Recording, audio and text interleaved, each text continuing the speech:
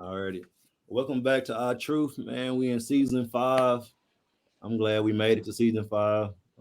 It's been a long year last year. It was a tough one, but we're gonna get better. And we got our first episode, and we're gonna call this one for married men. And the reason why I want to do this episode is because just I speak on myself. I feel like when I got married, I should have did marriage counseling before I got married, real marriage counseling. I told my dad, he married me. By the way, my dad is a preacher. If y'all don't know, he's a pastor. And I was like, I don't want you to know us like that. So please just skip the marriage counseling for me. And that's something he don't do. But he did it for He me. did it for you? Oh, I shouldn't have said that. Well, No, because he made me go through it. he made me fill out the paperwork, but he didn't make me go back and forth. But that was one of my biggest regrets. So as far as like everybody know, like if you listen to the podcast, I went on a self-help journey, like my why journey. And then so with the relationship, when we got married, I was thinking when I got engaged, like, okay, it's gonna be all good. You know what I'm saying? I set the house. We got engaged. Okay. Nah, when I got married, I had to go to like, man, well, how do you understand these women journey?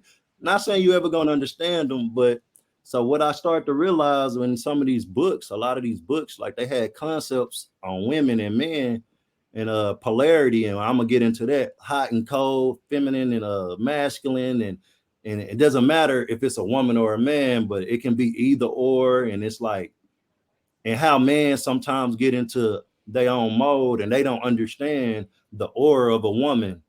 So everything I don't believe, but some of those things I really believe, and I just want to ask questions to just disclose two married men, one that was married, right? Chance, you was married before, Yeah, and you engaged yeah, now. So I would love to hear their perspectives. And yeah. Jay, you were engaged before, right?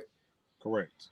And then okay. So I would love to hear y'all two perspective as well. Joshua, you were engaged before? You're You muted. you, You you said muted. was I what? Engaged before you Before? married. No, no. Okay. Well, me and Josh is different, but I would love to hear from every perspective. But this is feel is a good panel. So my first question is: were you prepared for marriage? That's my first question. And whoever want to answer that first can go ahead. And there's no Eh, particular order. I I'll go first. I go first. Absolutely not. Absolutely not. Um, when I got married, it was because I had children straight out of high school. Like I graduated high school, the first few like semesters of college, like she, hey, I'm having a baby, whatever. So I was like, okay, you know what? I'm gonna do the right thing, and we gonna be a family and try to make it work. Because we dated in high school, but I was like, you know what? I'm gonna do right and try to make it work. So absolutely not. It's a longer story, but I'm making it short. But absolutely not. Absolutely not. All right. I'll agree with that. Like that. Definitely not. I've been married now for 9 months and I'm still not prepared. Yeah. It's I don't think you could ever be prepared for marriage because um it's just stuff you just learn on the fly, stuff you find out, stuff you don't even realize that you do, they do, we do. It's just yeah. So I don't think I know I wasn't prepared. And I'm the oldest one, so I was aggressively single for 39 years. So and then to change that in a matter of 9 months, we dated. No, it was a year and a half. We dated and then got engaged and got married within a year and a half. So yeah, there was no preparation. It was literally like, let's do it, let's go. Yeah. Well, I'll go. And I don't think I was prepared either. I think it was more so a next step type thing. I'm like, okay, we've been living together. Okay, I propose. It's about time for me. Like, I'm not saying I didn't want to marry her, but I'm saying it's almost like it's the next step in a relationship. You get what I'm saying? Like, it's been a while. Like, we've been around each other together about 8, 7 years, and around each other 9 years. So I'm like, and we've been married coming up on 5 years. So it was that 4 3 year mark. And I'm in my head, like I bought the ring. I tell this story to y'all before. I bought the ring in December. I ain't proposed to May because I'm still in my head, like, are you serious? You gonna do this, bro? Like you gonna do this, like your life, you know? But I wasn't prepared. And then my next question was gonna be, will you ever be prepared? And the question, I mean, everybody already know that's no. Like it's something, it's growth. So you're not gonna be prepared. But Josh, you have anything to add? No, I was not prepared, I would say. I think a lot of times people can allow your age and the length of time to determine when you should get married, and I disagree with that wholeheartedly. It was a lot of people asking me questions, and I was very like firm with, "Hey, when I decide, I'll let you know." Because I didn't want to be influenced based on other people's perspective and other people's timing on things. And of course, your mother was one of the main ones, and my wife's mother was questioning. Funny that you asked about that situation because I did buy the ring, and I asked her dad probably a year prior or a year and a half prior. She didn't, of course, didn't know, but he said something about it, and so that opened up a whole nother can of worms as to how did you ask my dad, but you haven't asked me yet. So, everybody has their own timing. And will you ever be prepared? I don't think you'll be prepared. You can, I guess, mentally say you're ready to do it, but like everyone else said, it comes with experience and being in it. And so on the same prepared spectrum. So you can take this part anyway, either in general or you can talk about yourself. So do you feel that it's actually steps that you wish you would take, or what advice would you give someone that is getting engaged again, or like Chance getting engaged? Like what advice would you give someone, or the steps, or what you wish you would have done, either or, how you want to take that question? Go I would ahead. say oh, my bad. Go ahead. No, I was just gonna say, I think a couple people were already living together, and I know that's biblically not correct, but I guess in my mind, I think it's better because when you live with someone, it's completely different. I know, they're saying, oh, you shouldn't live with someone before you get married, and I get that. But I think that could cause a lot of drama because you can date someone for years, but you don't live together. It changes everything. I can even, go back to when we moved in together. Me and my wife, we were not married at the time, and it changed the whole dynamic. You know, um, and what a person can do to be, I guess, to prepare to be engaged. I think was your question, Jonathan. Yeah, like when you get engaged, like what advice would you give them if it's something that you would wish you would have changed, or like what advice would you give them about? You can't tell them how it's gonna go because you don't know her, you don't know them personally, but like, Yeah, I would say for sure, talk thoroughly about expectations with finances, expectations with, how the other person would like to be treated, everything, intimacy, all of that. Like, are you a person, are you affectionate? Like all of that should be discussed, I say, prior to. Because a lot of times people feel like, in the beginning stages, it's easier because you're like really into this person. You really like it is new. Not saying like you're not anymore, but it becomes, every day. So I would feel like communication is huge. Or even if you're not a communicator, you're still going to have to communicate with the other person. And I know a lot of times people shut down, or, how I think you need to have an argument too before you get engaged. It has to be some type of argument, something, a disagreement or something, because you can't get engaged to someone y'all never had an argument or some type of disagreement. That way, you know how that person will react. And when things are not going 100%. That's just my opinion. same question. I would agree. Ask all the questions. All the questions. Be prepared for all the answers. And then, as I mean, dating is for collecting data, as I was told my entire life. So what you do with that data is up to you. So many people take that data, and because they like, oh, she fine, she got a big this, she thick there, he got this, he got that. They be like, okay, it's fine. But then when you get into it, you be like, well, really, what I want, because you sending your representative. But if you going to ask the question, you got to use that data and realize that most likely you're not going to change him or her. So can you live with this for the next 10, 20, 30, 40 years? If you don't like somebody who snores and she snored, then like it's gonna be an issue. So get as much data, ask all the questions. I would definitely say take a step back, and it's gonna sound bad, but take love out of the equation and look at it as a business deal. Because what happens when something physically changes? What happens when you're mad? What happens when the Tweety Bird's not flowing anymore? Like, can you look at this like, I'm going to stick into this deal? Yeah. Hey, I mean, they hit the nail on the head with that one. I 100% agree.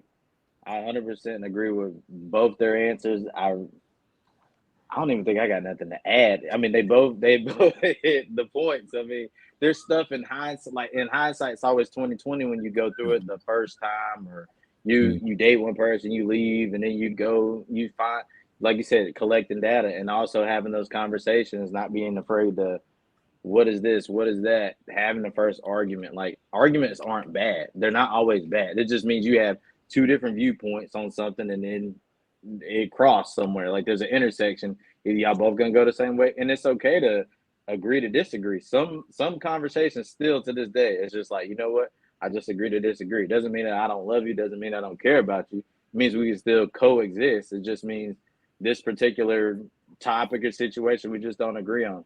But I think it's huge, like you said, to live with each other, collect data. I really like that. I never heard it that way, but I really like that. So yeah, I agree. All right. Since we can all agree on that, let's talk about upbringing. What do y'all believe upbringing, does it play a major role in relationship? Huge. Absolutely. So my wife is from the West Coast. My wife from the West Coast. So West Coast a little more liberal. They're a little more lax. I was raised in the dirty South. Like, I'm talking about Bible Belt of the South. So the way we see the world is completely different. Things that she thinks is okay, I was raised as that was a no-no, and that's not cool. And things that she's like staunch no on, I'm like, it's not even a big deal. So like, it's really interesting finding that synergy and trying to find a way in those our two backgrounds converging. Anybody else? No, I mean that. Yeah. No, I mean it plays a huge role. I mean, their relationship with their parents. On top of that, like, how do they communicate? What's their life look like? What's their beliefs? I mean, you don't have to know down to the T, but yeah, just is the family good with money? Do they have conversation? Do they budget? Or is the child the one that, I mean, I've seen so much stuff like the child's the one that's taking care of the parent, and the parents got the income coming in, and they're doing the budgets and paying the bill for this or that. Like, sometimes when you're marrying somebody, you're bringing all their baggage with them. So you might hear multiple conversations of, oh, I got to pay my mom's bill. I got to pay my mom's light bill. I got to pay, well, I never generally hear dad, but mom needs this. I got to go to the bank for her. I got to pick her up from here. Sometimes, like, what I found with my prior relationships was, you're in this relationship with this person, you like them enough to obviously be in it, but what you're finding is it comes with some extra stuff. Not that I didn't, or not that I don't, because I have children too, but I'm trying to word it a certain way. You're trying to, there are issues that they're dealing with on a daily basis, because you remember, you got to listen to them. They're you're their support system. So some things might not make sense. You might be like, hey, I don't know why you're doing it. Like this person might be taking advantage of the situation, or hey, XYZ needs to learn how to do XYZ for themselves. Right. But you're seeing somebody that's just so used to going through situations that you're like, hey, look, I don't know. Like there was plenty of times where I was asked, hey, if this person gets really, really elderly, and this is prior relationships, if this person gets really elderly, like can they move in? I'm like, whoa, I'm not where I want to be at. Like I ain't got the house I want. Like you wanna take in something else. But for some cultures, that was the norm. Now the grandparent or the mom or dad they live with, they're the ones that are the babysitters. Or in our culture, nah, mom and dad, they got to live with us because they got something going on. Maybe Social Security ain't hit yet. Maybe they on the waiting list for the vouchers, etc. So you're taking on all that stuff. So yeah, that's crazy. Yeah, I agree. Background is definitely a lot influential in a person's life. Especially even it goes down to where they fall in the brother and sister lineup too. But my wife is the baby, so she's like spoiled, you know. So we have so it's okay. I don't agree, but besides the brother sister lineup, Nope, it's the It truth. affects the It's baby. true. She's spoiled. we not My- only the top family. Nobody know. I didn't even introduce y'all as my brother. My wife is the youngest too, so yep. And Hey, my he wife said is the youngest shots and the only fired. girl. He said shots fired. What was that? I didn't hear that part. I said my wife is the youngest and the only girl. See, I think girls is Oh, different, wow. man. I think y'all was the guinea pigs and I got the business. That's how I explain it. Like y'all got away with more. They was like, man, go sit down. I Not at already all. know. I don't know.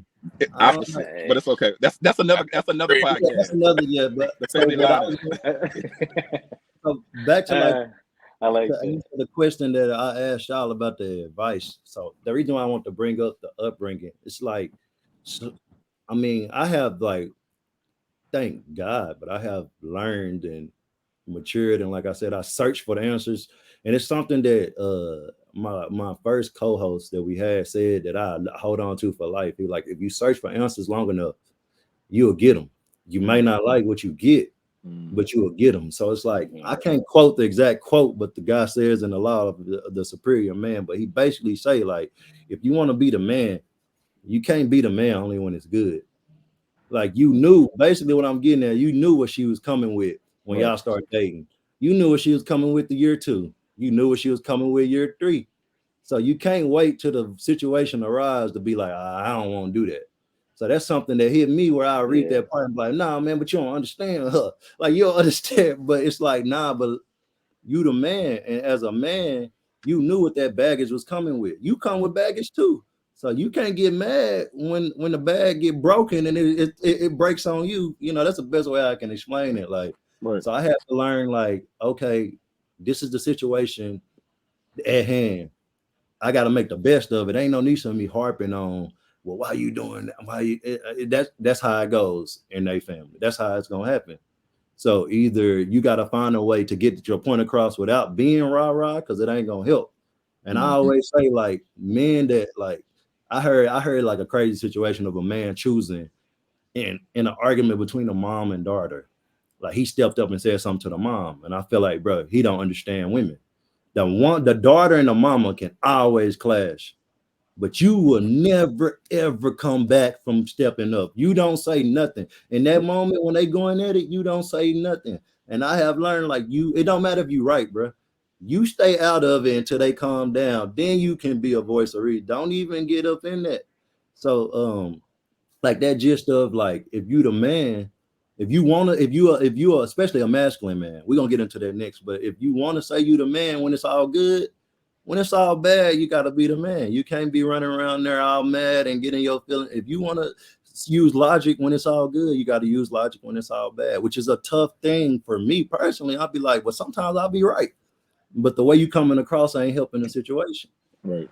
The way you coming across ain't even helping. And I got to be real. I'm just talking about myself. I ain't talking down on nobody. I'm really talking down on myself. Like, and then also another thing I want to get at is is so in the household, like something that I had to learn, like, yeah, we all have our moments where we don't want to be bothered.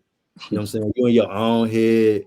But what I have noticed, like my moments might last too long. And when you in that moment, y'all can correct me if I'm wrong. I want to know other man perspective on this. The whole house suffers. Like your kids act different. Oh yeah. Your wife act different. Like everything act different. Even when I go around my parents, it's a different aura. If I don't want to be there and I'm just in that negative mode, like, and I can't get out my own head, like it's the whole house is like almost like it's just like a pin can drop, man. Your kids like, you okay? Like my daughter would say, Daddy, you feel like talking? And I had to grow like to be like, oh, bro, she can feel that I don't want to be bothered. She can feel that I don't even want to see nothing. Like I'm mad at the world about something else, but I'm not taking it out on them, but I'm not being present.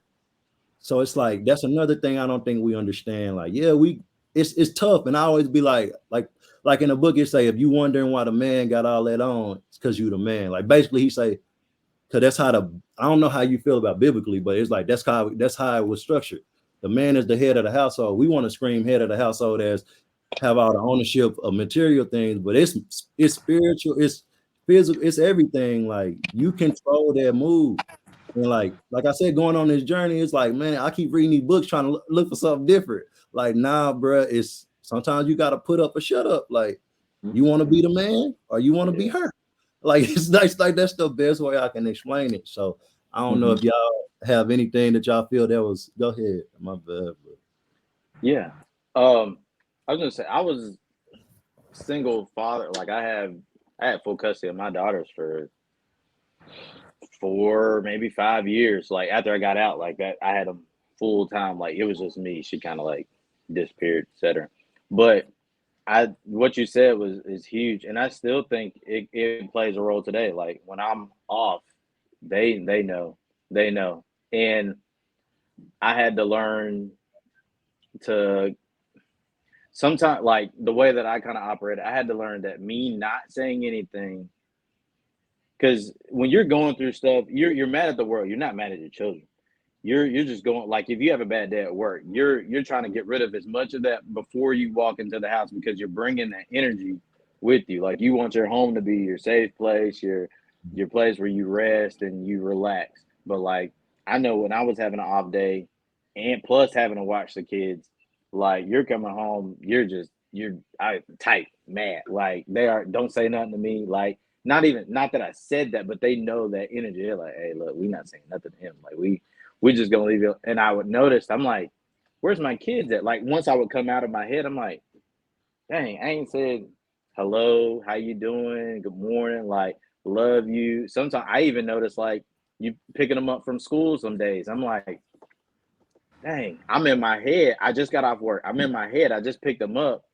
I might go do like what I'm supposed to do regular. Like you pick them up, you sign them out, you take them to the car or whatever. I might not say nothing the whole time. And then I sit there, I'm like, you know what? They're learning.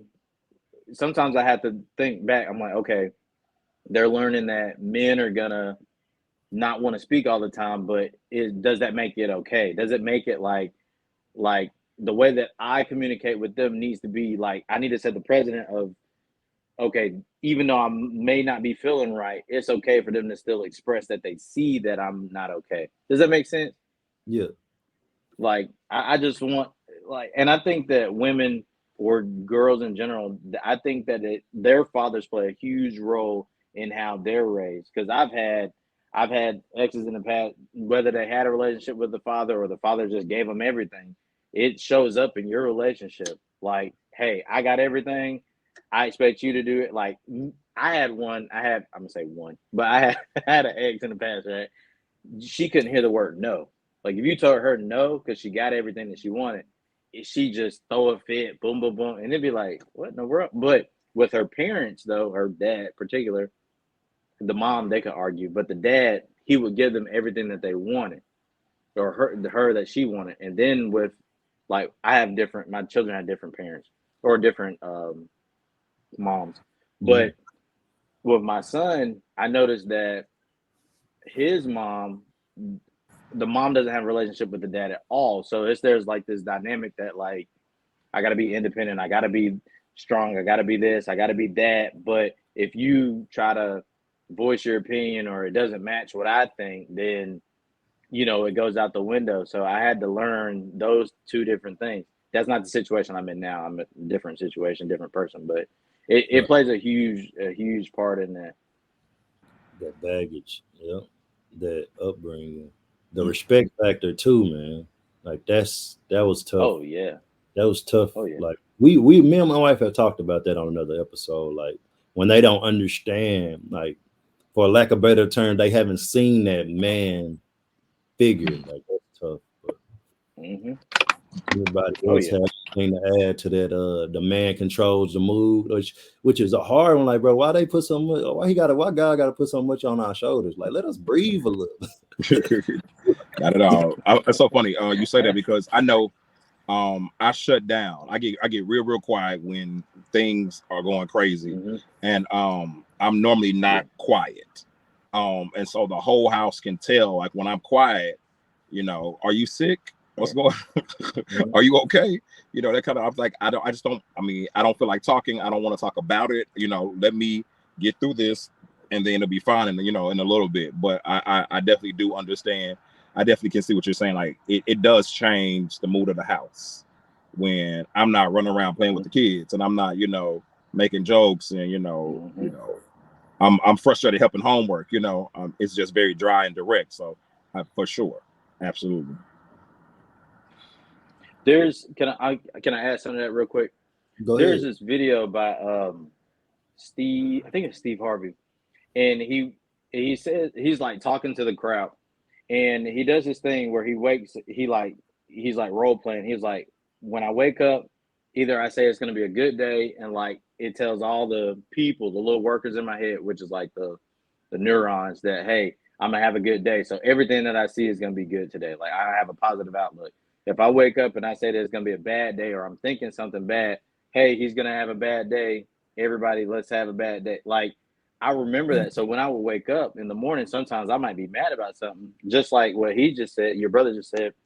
You wake up, you might start the day. Who is he talking? Is he not talking? Some days I might play music in the house. Some days I'm not. They know your mood based on what you're doing. Hey, he wants to play the game. He wants to talk. He wants to give everybody hugs, or he's real quiet. He's reserved. Let's give him a break today.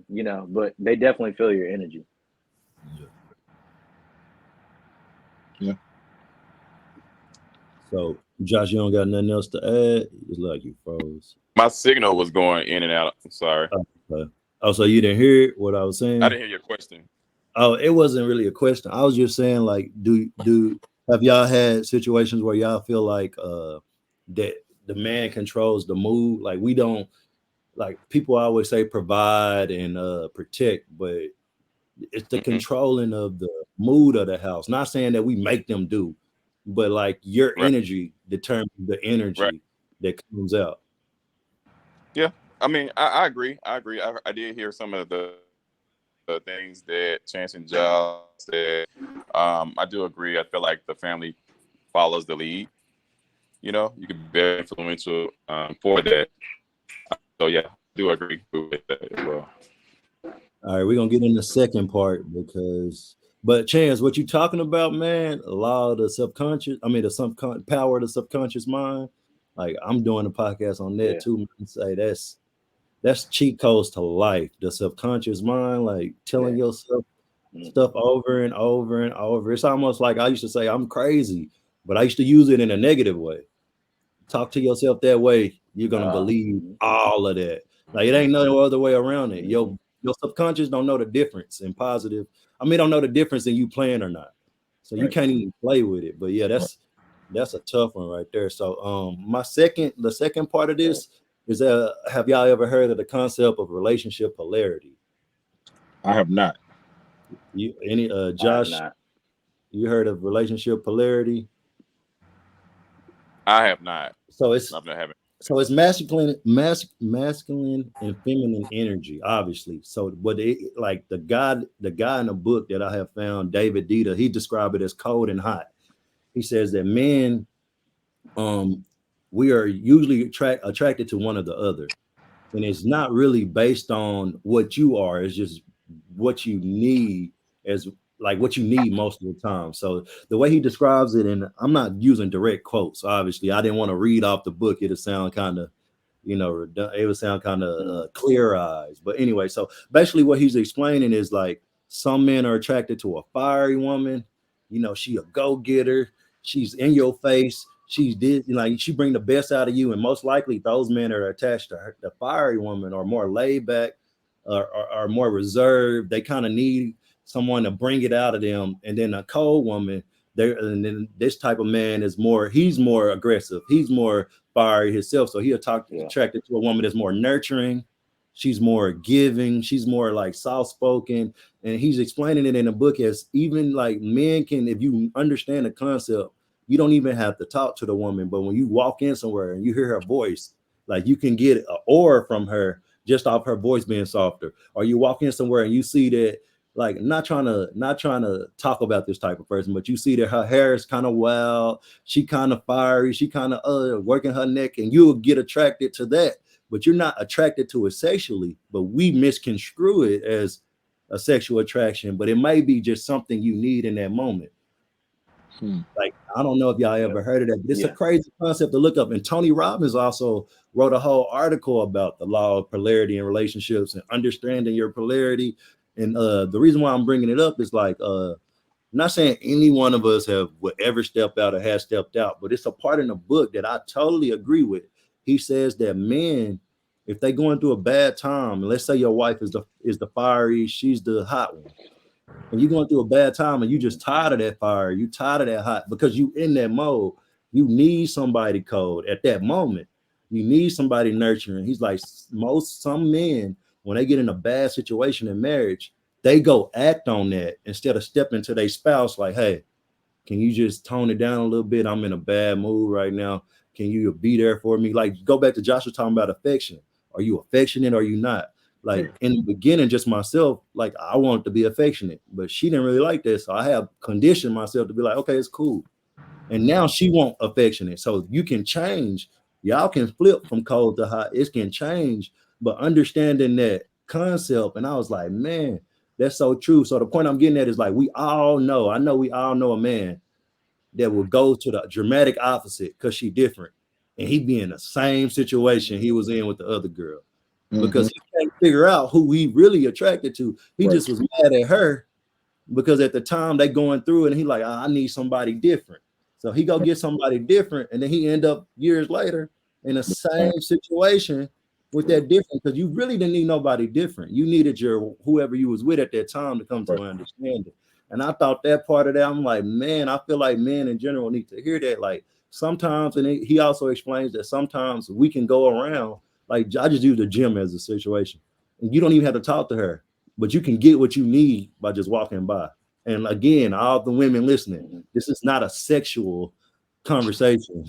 This is more of an aura. Like this is more of a like men, like men, and I agree with it. Like it's not even about sexual. It's just different. Like so, sometimes if you're going through it, y'all in the spout, like it ain't even that you want to even look at another girl. It could be like you feeling that aura. And I didn't know what that was when I was younger. When I was younger, I used to think like, oh, okay, she cool. No, it's just you just tired of dealing with what you dealing with. I never understood that concept until I started reading it. Like, it got to be something to this, because the older I've gotten, I feel like that makes a perfect sense. If y'all like, I mean, I don't know if y'all think I'm just babbling, or do y'all think that make a little sense? Like when it comes to that polarity. I think it makes sense. I think it makes sense. Like just listening to it, I've seen a lot of couples, and you'd be like, man, like this is like me. Maybe I'm the warm. I don't know the exact term, but maybe I'm the warm one, and I need somebody that's like cooler than I am. Like, cause I know I can get fiery, so I need somebody that can cool me down. I don't know if that's how it works, but that's exactly vice versa. You see some guys, you're like, okay, and then you see some guys that are like real quiet, but the wife is just what I'm not gonna say a mean way, chatterbox, real fiery, just yep. You're like, whoa, like I know me. I'm like, hey, anybody that's loud, that's like that all the time, I personally, it doesn't do anything for me. You know what I mean? So I'm like, I want somebody that's reserved. I need somebody that's like, because I know how I get. If we both turned up, two fires are not good. One that's on fire and one that can cool them down is cool. But I like that because it made me think of Grant Cardone. Grant Cardone is like, he talks about his wife. You know who Grant Cardone is, right? Yeah. So Grant Cardone's like, nah, my wife is like, she's the go-getter. She's the one that pushes me. Boom, boom, boom, boom, boom. Us seeing him, we're like, oh, what you mean? Like, you know, but, and then I think of the opposite. I'm like, okay, who's the opposite? Steve Harvey. His wife is real quiet. She's not, you don't hear much about her. He's the one that's like real outspoken, this and this and that. But his wife is the one that's like, he's like, nah, I go to her. I might tell her something. She hold it down. She might say, yeah, this is right. Yeah, this is wrong. So I do believe 100% in what you just said. I know I'm the fiery one, and then she's the cool one. I know that's what works with me. That I can't do fiery. I've done it. Nah, can't do it. I mean, it's the That's law funny. of attraction. Oh, go ahead, Josh. No, I was saying that's funny. You can go. I'll go after you. I was gonna say, I mean, opposites attract. I mean, we learned that in 5th grade science. Right. That opposites are going to attract. And I mean, it sounds like that's exactly what that is. Now, there are times where, you get two meek people or two fiery people, but most of the time you're gonna have somebody that get that yin and the yang, that get that balance. I know for me, I am Mr. Personality. I'm Mr. Public. I'm kissing babies and shaking hands all day, every day. My wife hates the people. And so when I have her people, she's exhausted. She was like, oh my God, I talked to 7 people today. And I'm like, I talked to 7 people in an hour. But I realized that we're different.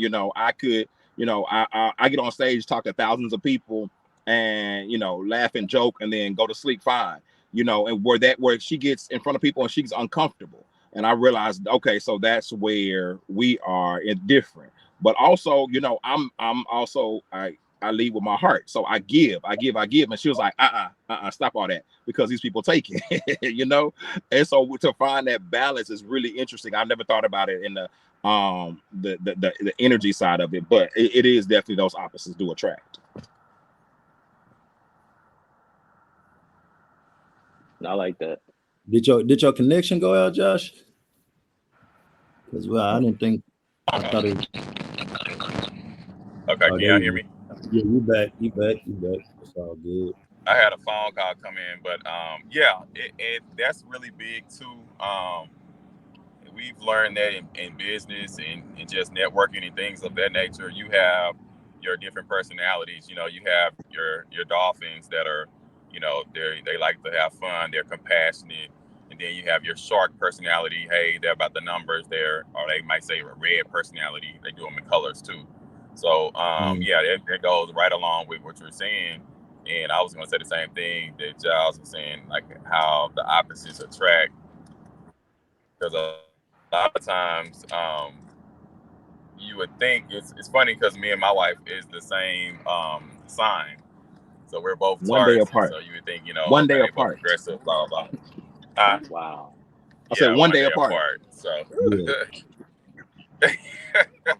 yeah, there's no way. Like, oh, how does that work? So there's no way a kid could be like even though you say what? It's no way we could be the same. That would have been a. But it's the thing is, it's weird because it can change though. Like in moments when it needs to be. Like, it's crazy when y'all connected for real. Like when y'all can be connected, because it ain't like that all the time. Sometimes that's a whole nother story. Sometimes you look at her like, man, I don't even like the way you wear that sock that you got off. Like it'd be so small. Like, bro, the way you sweep sometimes. But when y'all connected and then they can automatically switch. Well, either or, like you can switch from that fiery to the cold if whatever need be. Like that's the second part of this. Like understanding that polarity is understanding like, okay, right now she need me to not just be all how I usually am. Let me try to cool her down. Like that's the part I didn't understand. Like that's the second part he go to. Like, you as a man, you can understand in that moment. Like, most men, I don't know if all of y'all like this, but he say, like, I know I'm like this. Logic. Like, my thing is that is not logical. What women say? What most women say? We can all agree. I feel, Yeah. and I'll be like, facts over feelings. What you talking about? I feel like, but that's what the same concept of polarity. You got to understand who you are. A counselor told us that. Yeah, we go to therapy, our therapist, whatever they want to call it. He's actually said that. He said, you know, instead of saying pointing fingers at the other person, just tell that person how you felt when this particular thing happened, so it doesn't feel like the other person's attacked. Instead of saying, you know, you didn't pay the bill, or you didn't you didn't call me on my birthday, you didn't whatever. It's like, well, you know what? Hey, I want to let you know that I felt a little insulted, or I felt a little upset when, you know, hey, you didn't pay the bill. The money is in there, right? You know, we talked about that. So it gives it a different approach. So yeah, the whole feeling thing. Yeah, that's one of those therapy things that they do. And I mean, it does, which it's kind of like, you know it, but it does soften, and I guess it allows you to express it without coming off, you know, I guess strong and somebody getting offended by it. Yeah. Women got that good. They can say they feel all day. Well, I know me, I'd be like, man, it ain't about my feelings. I'm talking about the facts. What's the facts here? They don't want to hear that in that moment. But I had to, like, again, I had to learn, like, you know how again, goes back to the baggage, all of that. You know how she is. It's like, you know what you signed up for. Right. Like, yeah. Tough, most men are facts type of people, facts and literal. And women are more expressive and on emotion, you know, how they feel. Right. But yeah, so on that same note of the feeling facts. So in arguments, like, how I want to put this. So something like in counseling, when we went to marriage counseling after 3 years after we was married, the lady told us, like, basically in arguments, instead of going at each other at the fight or flight mode, to sit back 5-10 minutes, and, like, she called it, go to your corners. That's what she called it. Like, even while we was in counseling, she'll be like, go to your corners. And then, but I'm the type that I'd be like, nah, man, if you gonna say it right now, we need to talk about this right now. But it's like, that's a tough one for me. Like, I don't even know I don't know if it's a right or wrong, because I sometimes I feel like we should be able to address it no matter how mad we are. But then sometimes that just escalates the issue, because you're not really talking sense. Like, you just so harping on whatever you talking about at the time.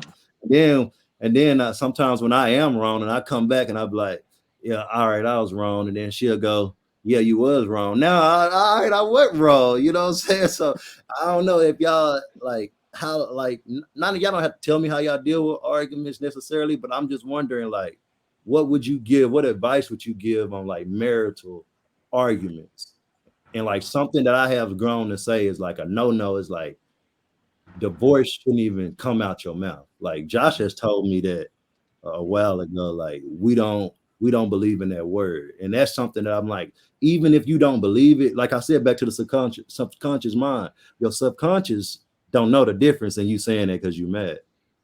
So even if you like, man, in your head, like, man, maybe divorce don't look so. But anyway, to the argument first, like, how do y'all deal with conflict? I'm asking, like I don't got the answers, so I'm just asking other men that's in serious relationships. So for me, I know me. My mouth is, when I'm mad, my mouth is real nasty. Like, I go for the jugular and I want you to hurt. And so I don't say anything that I can't take back. I get quiet. I get quiet. I pull back. You're not going to push me to say nothing. You're not going to get me to say anything, because I'm going to be mean. That's just my first instinct. So I don't do that. I pull back and I think through it, and I breathe through it. I don't know how long it takes, And then I can have a clear conversation about it. But and that's just what I would suggest to anybody. In the height of it, things come out, things come up, things you've been holding on for 3 weeks that, when she spilled the milk, that was stupid. Why you spilled the milk? I mean, like, that kind of stuff comes up and it becomes petty, and you start looking at the small stuff. But when you're able to pull back and get quiet and then have a conversation when it's not as heated, you're able to look at the big picture, in my opinion. I definitely agree with that. I'd add on to that. In addition to taking time, like me, I'm a big person that's got to take time too, and I know it's my tone of voice. Like when I start saying what I'm saying, I'm saying it. Like it might not even be anything that's like mean, like, it might not be jugular, but it's the way I'm saying it that it's like it's up, So I'd say definitely taking time is important, and also to understanding, I think like you mentioned earlier, they feel a lot. So logic, like you have to take time to make sure that you're not. Sometimes if you're hitting somebody with so much logic and they're only thinking with feel, anything that you say is not gonna come off right. So sometimes you got to wait for it to come down, and then you can have that conversation. I've been in situations before where like I need that time to come down. I might be on a 10. I might not say I'm on a 10, but I realize I'm on a 10. I might need to come down to a 5 to be able to have a civil conversation without going off. But sometimes you have some people that may not have the personal development, and this is no knock, but to let you come down. Sometimes, like there's been situations, you hear it all the time. This person's trying to antagonize, argue, this and that. No, let's go now. Let's go there. You're like, whoa. Like, I need to bring, because he doesn't want to go there. And that's nothing now. This is all past. But I think it's huge to take time. One of the best advice I was ever given was just to walk away. Like, I mean, if somebody's like in your face yelling, I mean, it could be just an argument. Just walk away, leave the situation. Like if somebody's pushing you or whatever. I know we didn't get that far, but sometimes arguments do get there. You got to walk away before you do something that you regret, because you're thinking logically, or maybe with some emotion. This person is all feel. Like it's not a lot of logic. It's all feel, and they're expressing something the best way that they might know how to, and you got to take that breather.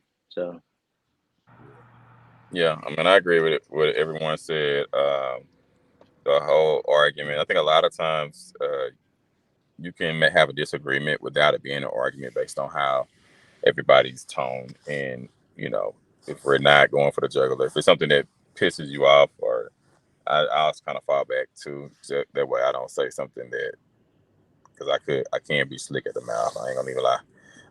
Especially if I feel like that you did something. I'm like, okay, well, let me make you know what you did. You saying I did this, I'm gonna go back and remember everything that you did. I might even bring up to you so I can avoid the argument. Boy, you sound like me. That's the maybe petty. I've been told I make a list. I've been told I make a list and check it twice and be waiting, because I hold a lot of stuff in. But anyway, that's okay. There's nothing wrong with it. I think that's okay. I think because I do, if it's something that way I don't seem like I'm being petty and bringing up something each time, I will put it in my notes on my phone. Like, okay, this happened, this happened. Okay, whenever we do talk about it, okay, well, this bothered me. And then I always say, but I want y'all to, because for some reason StreamYard like to cut us off at an hour, but I want y'all to say whatever, because everybody got their own businesses as well. We're gonna get that off as well, but yeah, I understand that, Josh, making a list. But sometimes I say that some women, just in my situation, like if I'm harping on everything, then I feel like I'm beating you down. Mm-hmm. So if I'm harping on everything I feel like I'm mad about, and I hear, well, why you just won't say that in the moment? Because I don't want to feel like I'm beating you down. Then I feel like I'm being a nag. Like, and I don't want you to do that to me. So I'm not going to beat you down. But then sometimes if I'm letting stuff slide, which I got to work on this, then when I get to that mode, now I'm like, oh, so you gonna go there about something petty. Now I got a list. Yeah. Also, instead of waiting till you get into an argument, he was just like, maybe sit down weekly and talk about, just, hey, how did this week go, and da da da da. Just kind of hash it out during that time where it's not heated. Check-ins. That's a good one. I might steal that one. That's a good one. Sit down and be like, so what do you feel that you didn't like or did like? That's a good one. What did you like? We don't never want to talk about hey, I like that you did this. We want to only talk about what we didn't like. Mm-hmm. Yeah, you don't have to only focus on the negative too. It's just like, hey, this is your weekly check-in. Hey, it could be on Mondays. You know what I mean? It could be, okay, this happened, and put your tip it on. But everybody go ahead and we can go around the square, however y'all want to do it. Go ahead, let them businesses off and let them know where they can find you. If you got social media, if you got a number, let them know where they can find you at. We can start with Chance and go to Josh. Okay. Hey, Chance Miller Life Insurance. Left the insurance industry. The big companies decided to do it independent. I seen a lot of stuff that I didn't like. I was like, you know what? Let's do it for ourselves the right way. That way we can control it for ourselves. I'm in North and South Carolina. That's the two states that I'm in right now. I'm gonna grow it. If you ever want to reach out, it's 704-807-4331. That's 704-807-4331. If you just want to talk, hit me up. Yes. All right. So I'm a real estate investor. I also trade foreign currency and crypto. And it's tax season, so I'm a tax preparer. If you guys need your taxes done, 469-493-8444. All right, Giles. That sounds so weird. I'm part Jamaican, so I have like 18 things I do. But overall, everything is under the Black Arts umbrella. So I run a theater company, I run a film company, I run a magazine, I have a clothing line, but you can find everything at gilesking.com. Also urbanartsonline.com, my website. So if you're ever looking for good entertainment, if you want somebody to produce your book, you want somebody to give you marketing advice on a single coming out for a song, I'm a managed artist as well. My wife is one of my artists. That's a whole nother conversation of managing your wife in her career. But so yeah, I do that. All right, and this is Jonathan with Our Truth. So I run a podcast. I started selling resale shoes for my son. Eventually, when he get older, he's gonna take over. And I will say the name, but I got to put it in writing because it's so cold. Right now, it's King Kicks. So King Kicks 90 on Instagram. And like I said, eventually it would be my son. My daughter has a boutique, JoJo's Closet, jojoscloset.com on everything. I also have a flooring company, Royalty Flooring and More. You can find us on Royalty Flooring, the letter N, more.com. We service the whole DFW area, and if you're willing to pay, we'll travel too. We haven't did it yet, but I'm not gonna say no. And that's about it. Everything that I do, and I'm glad that y'all can make it to the podcast. I really enjoyed this. This podcast is actually my brother Giles' wife idea. I didn't want to do it. I said I was too young to talk about marriage with my older brothers. Like, how in the world I would bring them over? She was like, I think it'd be dope. A lot of people not looking for the answers that you're looking for. So just put it out there and see how they receive it. I hope y'all receive this. And this season, like I said, we got a lot of episodes. I'm just gonna ring off a couple so y'all can look forward to. We got Life After Football. We have the Power of the Subconscious. We have Manhood, Childhood to Adulthood Part 2. We're gonna do Childhood to Womanhood Part 1, which I want to do that one. And so it's many more. And we will have a live show between June and July in the summer. We will have a live show this year. The podcast only gonna get better, and eventually we'll be able to do it in person with the fancy lights, bells and whistles and everything. It's forever We Not Me, Our Truth on all platforms. I appreciate you all for listening and for you guys for coming out.